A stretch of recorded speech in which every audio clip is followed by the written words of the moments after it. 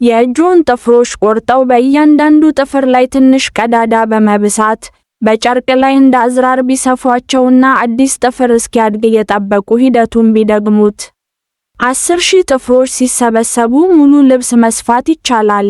ነገር ግን ይህንን ለማድረግ 400 ዓመታት ያህል ስለሚወስድ ልብሱን ከመልበሶ በፊት ሕይወቱ ያልፋል። ይህ ሰው የወጣቶችን ደም ወደ ሰውነቱ ካስገባ እንደገና ወጣት እንደሚሆን ያምናል።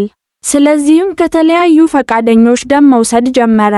በመጨረሻም 12 ጊዜ ደም ከተቀየረ በኋላ የተወሰደበት ደም በበሽታ የተበከለና የደም አይነቱ የማይመሳሰል በመሆኑ በከፍተኛ ሁኔታ ታሞ ሕይወቱ አልፏል። ወታደሮች ሁልጊዜ በኪሳቸው የማስቲካ ፓኬት የሚይዙት ለምንድን ነው?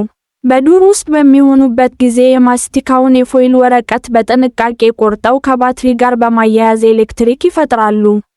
ይህም ወረቀቱ እንዲነድድና እሳት እንዲያያዝ ይረዳቸዋል። ለበለጠ አዝናኝ ይዘቶች ቻናላችንን ሰብስክራይብ ያድርጉ።